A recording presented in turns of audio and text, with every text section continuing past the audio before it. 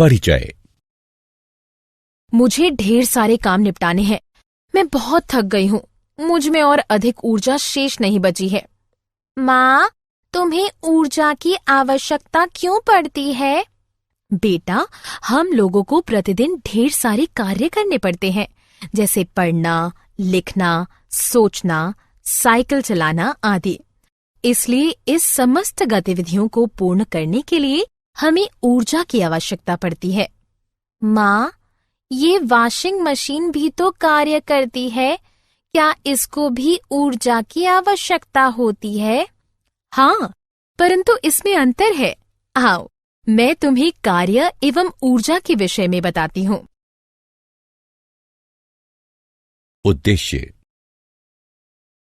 इस पाठ के अंत में आप निम्न करने में सक्षम हो जाएंगे: कार्य एवं ऊर्जा को परिभाषित करना, ऊर्जा के भिन्न रूपों को लिखना, स्थितिज ऊर्जा एवं गतिज ऊर्जा के व्यंजकों को लिखना, ऊर्जा संरक्षण की विधियों को समझना, बल को परिभाषित करना एवं कार्य, ऊर्जा और बल की इकाइयों को लिखना।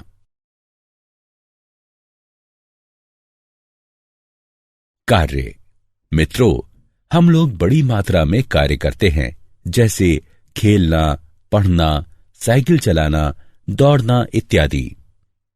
इन सभी कार्यों के लिए बहुत सारी ऊर्जा की आवश्यकता पड़ती है, परंतु वैज्ञानिक परिभाषा के अनुकूल जो कठिन श्रम है, उससे अल्प कार्य भी हो सकते हैं।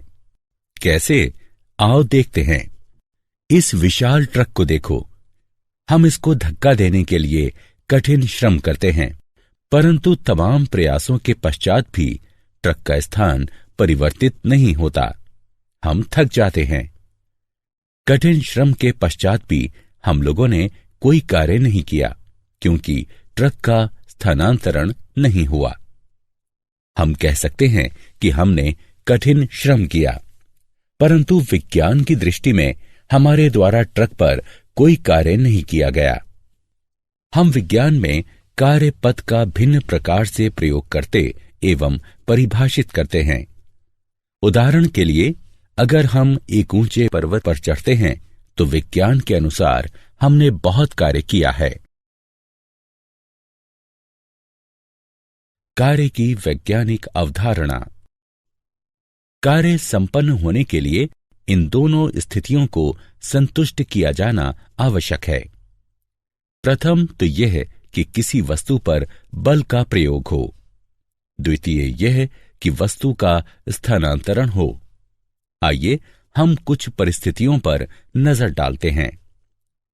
यदि हम एक मेज को खींचते हैं और मेज अपने स्थान से कुछ दूर खिसकती है, यहां हमने खींचने के लिए मेज पर एक बल आरोपित किया और यह स्थानांतरित हो गया। इस प्रकार कार्य की दोनों शर्तें यहां पूर्ण होती हैं, इसलिए कार्य संपन्न हुआ। इसी प्रकार जब हम क्रिकेट खेल रहे होते हैं, यदि हम गेंद पर बल्ले से प्रहार करते हैं तो कार्य संपन्न होता है, क्योंकि बल गेंद पर आरोपित होता है और वो गेंद बल द्वारा विस्थापित होती है।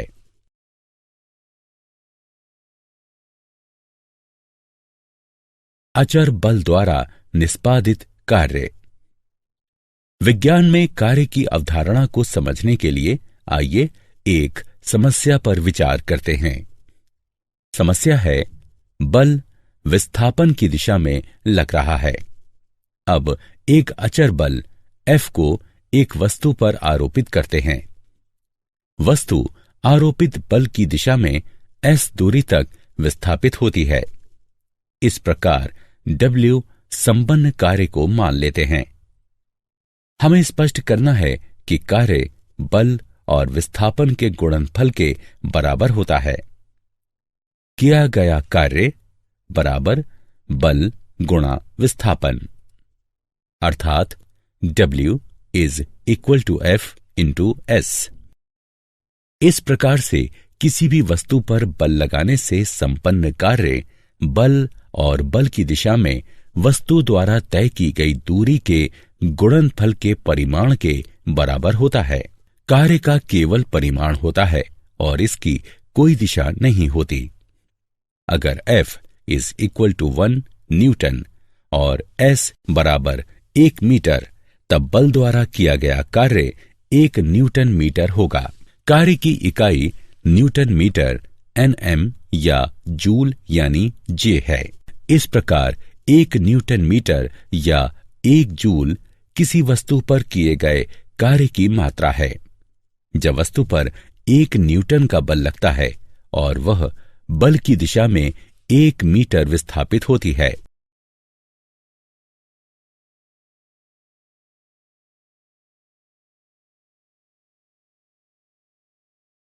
उदाहरण, आइए अब निष्पादित कार्य का पता लगाते हैं जब हमें लगाया गया बल और विस्थापन ज्ञात हो।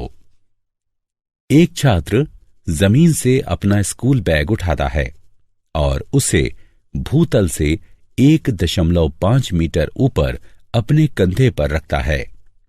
5 न्यूटन का एक बल उस वस्तु पर लग रहा है। छात्र द्वारा स्कूल बैग पर किए गए कार्य की गणना करें। हम देख सकते हैं कि यहां लगा बल 5 न्यूटन है और विस्थापन S 1.5 मीटर है। हम जानते हैं कि किया गया कार्य लगाए गए बल और विस्थापन के गुणनफल के बराबर होता है। इसलिए किया गया कार्य 7.5 न्यूटन मीटर या 7.5 जूल के बराबर है।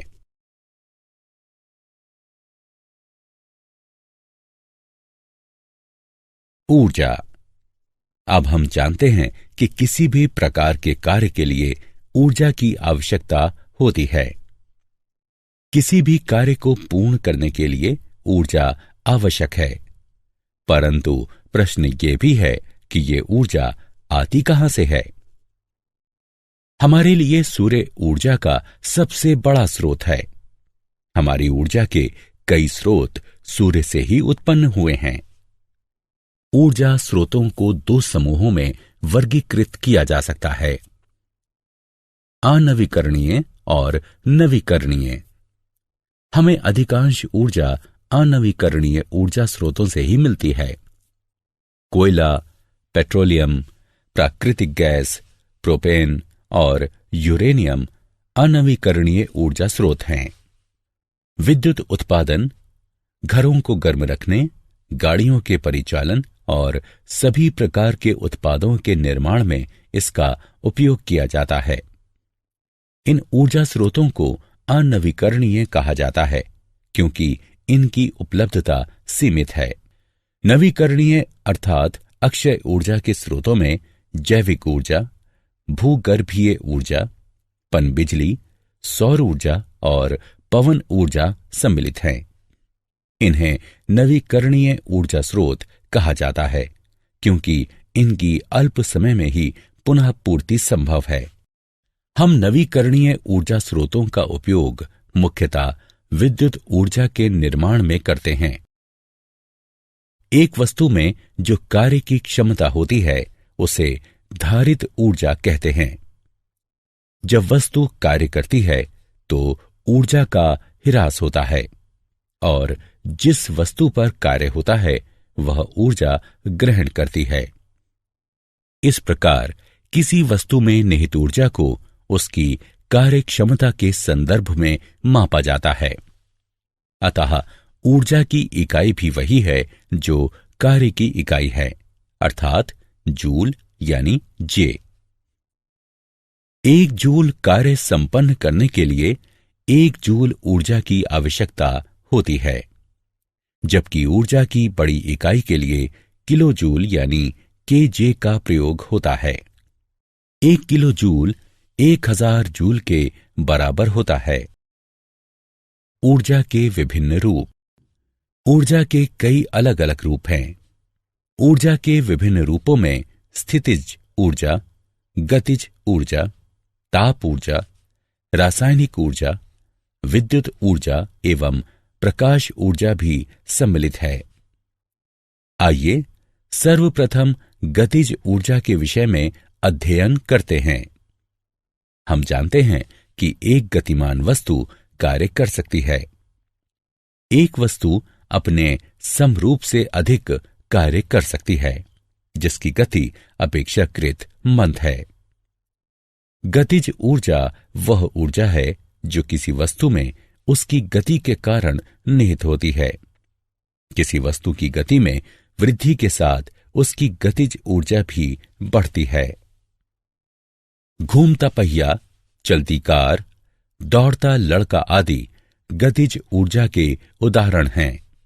अतः हम कह सकते हैं कि नियत वेग से गतिमान किसी पिंड की गतिज ऊर्जा उस वेग को प्राप्त करने के लिए पिंड पर किए गए कार्य के बराबर होती है।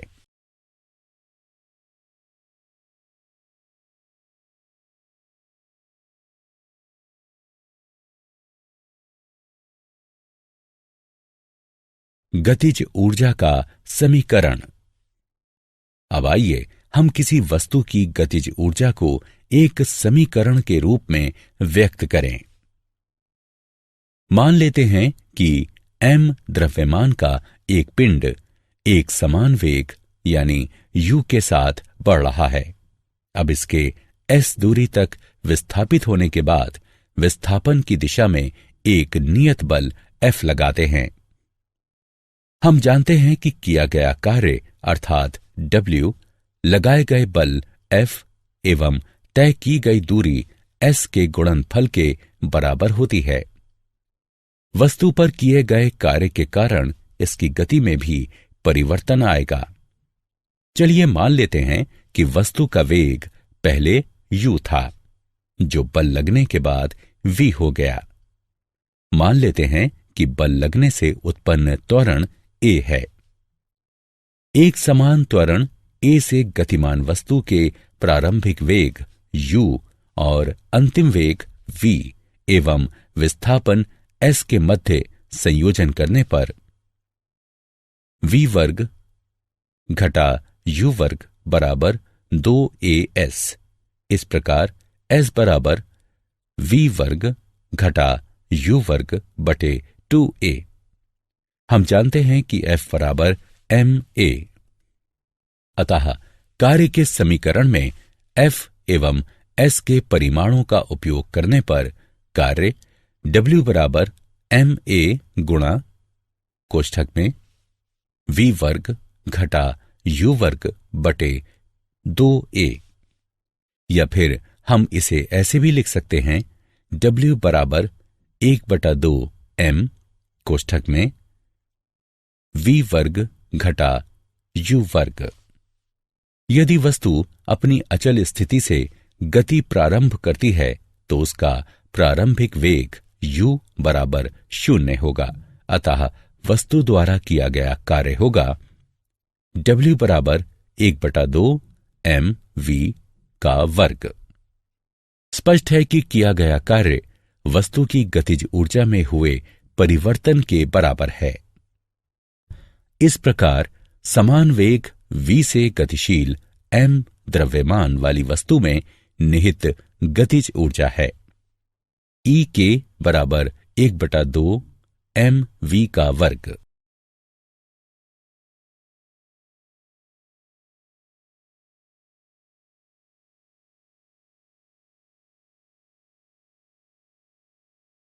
उदाहरण। आइए अब 10 किलोग्राम द्रव्यमान वाली एक वस्तु की गतिज ऊर्जा का पता लगाते हैं, जो समान वेग 4m s का मान घटा 1 के साथ गतिशील है।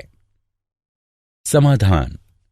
यहां वस्तु का द्रव्यमान m बराबर 10 किलोग्राम, वस्तु का वेग बराबर 4m s का मान घटा 1। गतिज ऊर्जा के समीकरण की मदद से हमें प्राप्त होता है बराबर 1/2 गुणा 10 kg गुणा 4 ms का मान घटा 1 गुणे 4 ms का मान घटा 1 बराबर 80 जूल। अतः इस वस्तु की गतिज ऊर्जा 80 जूल है। स्थितिज ऊर्जा। स्थितिज ऊर्जा को समझने के लिए आइए इस गतिविधि को करते हैं। एक रबड़ का टुकड़ा लो, उसको एक छोर से पकड़ो और दूसरे छोर को खींचो। तुम देखोगे कि रबड़ के टुकड़े में खिंचाव आता है। अब रबड़ के टुकड़े के एक छोर को छोड़ दो। तुम क्या देखते हो? रबड़ का टुकड़ा अपनी वास्तविक लंबाई को पुनः प्राप्त कर लेता है। इसका अर्थ यह हुआ कि रबड़ के टुकड़े ने खिंचाव की स्थिति में ऊर्जा ग्रहण की थी। क्या तुम जानते हो कि जब रबड़ के टुकड़े को एक छोर से खींचा गया तब उसने ऊर्जा कैसे ग्रहण की? यहां वस्तु पर किए गए कार्य के कारण ऊर्जा संचित हुई। किसी वस्तु में ऊर्जा का हस्तांतरण होता है तो वो स्थितिज ऊर्जा के रूप में संचित होती है। यदि ये वस्तु के वेग या गति में परिवर्तन का कारक नहीं बनती। जब हम रबड़ के टुकड़े को खींचते हैं तो हम ऊर्जा का हस्तांतरण करते हैं। जो ऊर्जा रबड़ के टुकड़े में हस्तांतरित होती है वही उसकी स्थितिज ऊर्जा है। वस्तु द्वारा अर्जित स्थितिज ऊर्जा वह ऊर्जा है जो उस वस्तु की स्थिति अथवा उसके विन्यास के प्रभाव स्वरूप उसमें उपस्थित है। ऊंचाई पर किसी वस्तु की स्थितिज ऊर्जा। गुरुत्वीय स्थितिज ऊर्जा किसी वस्तु में संचित वो ऊर्जा है जो उसकी ऊर्ध्वाधर स्थिति अथवा ऊंचाई का परिणाम है। आइए ऊंचाई पर रखी किसी वस्तु के गुरुत्वीय स्थितिज ऊर्जा के प्रभाव का पता लगाते हैं। मान लेते हैं कि एक वस्तु है जिसका द्रव्यमान m है। वस्तु को भूतल से ऊंचाई h तक ऊपर उठाते हैं। ऐसा करने के लिए एक बल की आवश्यकता होगी। वस्तु को ऊपर उठाने के लिए जो न्यूनतम बल लगता है वह वस्तु के भार के बराबर होता है।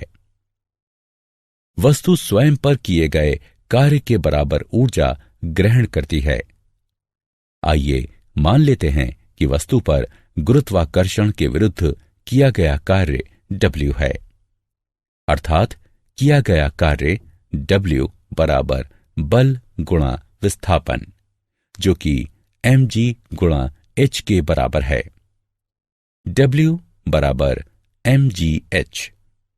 चूंकि वस्तु पर किया गया कार्य mgh के बराबर है, अतः वस्तु द्वारा mgh इकाई के समतुल्य ऊर्जा प्राप्त की गई। यह वस्तु की स्थितिज ऊर्जा है। इसी प्रकार गुरुत्वाकर्षण द्वारा किया गया कार्य वस्तु की ऊर्ध्वाधर ऊंचाइयों के प्राथमिक और अंतिम स्थितियों में अंतर पर निर्भर करता है। इसका वस्तु के विस्थापन के मार्ग से कोई संबंध नहीं है।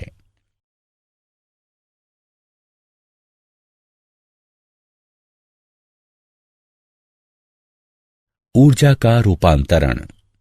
अब एक प्रश्न का उत्तर दें।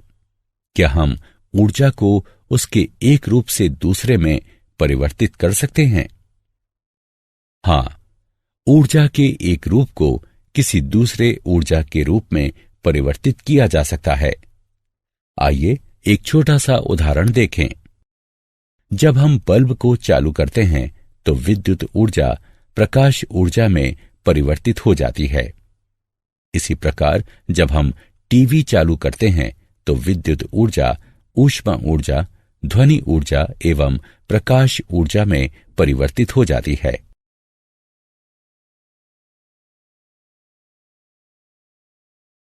ऊर्जा संरक्षण के सिद्धांत। अब हम जानते हैं कि ऊर्जा एक रूप से दूसरे रूप में परिणत हो सकती है। जब भी ऊर्जा का रूपांतरण होता है तो संपूर्ण ऊर्जा अपरिवर्तित बनी रहती है।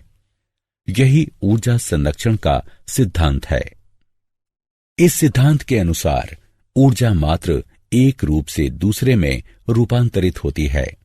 ये ना तो निर्मित की जा सकती है और ना ही नष्ट। संपूर्ण ऊर्जा रूपांतरण के पहले और बाद में भी अक्षुण्ण बनी रहती है। आइए हम एक साधारण उदाहरण पर विचार करें। m द्रव्यमान की एक वस्तु लेते हैं, उसे एक ऊंचाई h से स्वतंत्र रूप से नीचे गिरने देते हैं। प्रारंभ में इसकी स्थितिज ऊर्जा mgh है एवं गतिज ऊर्जा 0 है। गतिज ऊर्जा 0 क्यों है? गतिज ऊर्जा 0 इसलिए है क्योंकि इसका वेग 0 है। इस प्रकार वस्तु की कुल ऊर्जा mgh है। जैसे ही ये गिरेगा, इसकी स्थितिज ऊर्जा गतिज ऊर्जा में परिवर्तित हो जाएगी। यदि दिए गए निर्दिष्ट क्षण में v वस्तु का वेग है तो गतिज ऊर्जा 1/2 mv वर्ग होगी। जिस समय तक वस्तु का गिरना जारी रहेगा, वस्तु की स्थितिज ऊर्जा घटेगी, जबकि उसकी गतिज ऊर्जा में वृद्धि होगी। जब वस्तु धरातल पर लगभग पहुंचने वाली होगी, h बराबर 0 और v उच्चतम बिंदु पर होगा। इस प्रकार गतिज ऊर्जा अधिकतम और स्थितिज ऊर्जा निम्नतम होगी। यद्यपि वस्तु की स्थितिज ऊर्जा और गतिज ऊर्जा का योगफल सभी बिंदुओं पर समान ही होगा, अर्थात स्थितिज ऊर्जा जमा गतिज ऊर्जा बराबर स्थिरांक, अथवा mgh जमा 1/2 mv का वर्ग बराबर स्थिरांक। किसी वस्तु की गतिज ऊर्जा और स्थितिज ऊर्जा का योगफल उस वस्तु की संपूर्ण यांत्रिक ऊर्जा है। हमने पाया कि वस्तु के तेजी से नीचे गिरते समय किसी भी बिंदु पर स्थितिज ऊर्जा में जितनी कमी आई, उसी मात्रा में गतिज ऊर्जा में वृद्धि दर्ज की गई। वहीं उसी प्रकार गुरुत्वीय स्थितिज ऊर्जा का गतिज ऊर्जा में रूपांतरण भी जारी रहा।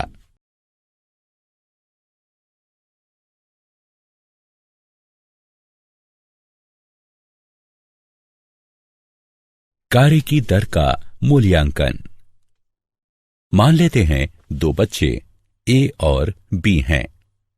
हम कहते हैं कि दोनों एक ही आयु के हैं।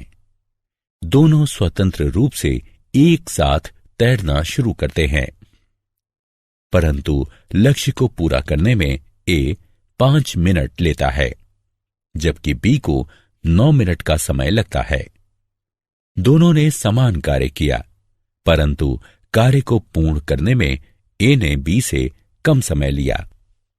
इसका अर्थ यह हुआ कि एक बलशाली व्यक्ति अपेक्षाकृत कम समय में नियत कार्य कर सकता है। उसी प्रकार शक्तिशाली वाहन अपेक्षाकृत कम शक्ति वाले वाहन की तुलना में कम समय में ही यात्रा पूरी कर लेगा। अतः कार्य करने की दर अथवा ऊर्जा हस्तांतरण की दर के रूप में शक्ति को परिभाषित किया जाता है। यदि एक अभिकर्ता किसी कार्य W को T समय में पूर्ण करता है, तो उसके द्वारा लगाई गई शक्ति होगी शक्ति बराबर कार्य बटे समय, अर्थात P बराबर W बटे T। शक्ति की इकाई वॉट है, जिसका प्रतीक W है। उस अभिकर्ता की शक्ति 1 वॉट है, जो 1 जूल प्रति सेकंड की दर से कार्य करता है। हम ये भी कह सकते हैं कि जब ऊर्जा की खपत 1 जूल प्रति सेकंड है, तो शक्ति 1 वॉट है। 1 वॉट बराबर 1 जूल प्रति सेकंड, अर्थात 1 वॉट बराबर 1 जूल प्रति सेकंड। ऊर्जा हस्तांतरण की उच्च दरों को हम किलोवाट यानी kW में व्यक्त करते हैं। 1 किलोवाट बराबर 1000 वॉट। 1 किलोवाट बराबर 1000 जूल प्रति सेकंड।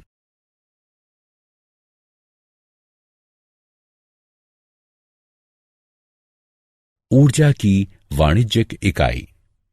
हम जानते हैं कि ऊर्जा की इकाई जूल है, परंतु जूल द्वारा ऊर्जा की बड़ी मात्रा को व्यक्त नहीं किया जा सकता। उसके लिए हम ऊर्जा की बड़ी इकाई का उपयोग करते हैं, जिसे किलोवाट घंटा kWh कहा जाता है। एक यंत्र का उदाहरण लेते हैं जो प्रति सेकंड 1000 जूल ऊर्जा की खपत करता है। यदि यह यंत्र अनवरत 1 घंटे तक काम करता है तो 1 किलोवाट घंटा ऊर्जा की खपत होगी। इस प्रकार 1 घंटे में 1000 जूल प्रति सेकंड अर्थात 1 किलोवाट की दर से 1 किलोवाट घंटा ऊर्जा का उपयोग किया गया। अतः 1 किलोवाट घंटा बराबर 1 किलोवाट गुणा 1 घंटा बराबर 1000 वाट गुणा 3600 सेकेंड बराबर 36 लाख जूल।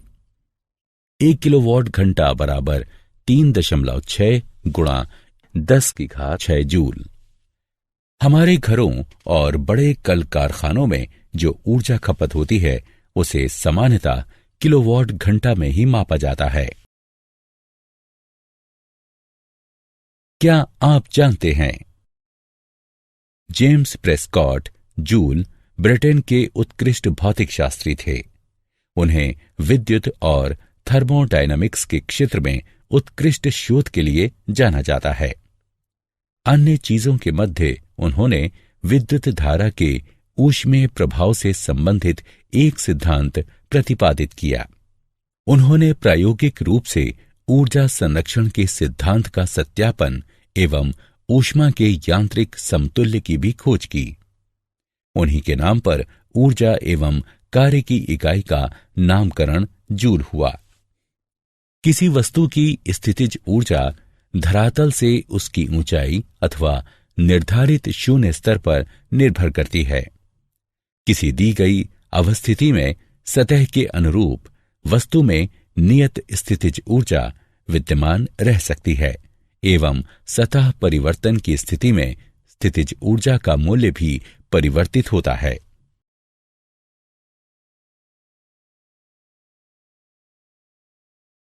सारांश। आइए हमने जो कुछ सीखा है उसे संक्षेप में दोहराएं। किसी वस्तु पर किया गया कार्य आरोपित बल की दिशा में वस्तु द्वारा तय की गई दूरी एवं बल के परिमाण का गुणनफल होता है।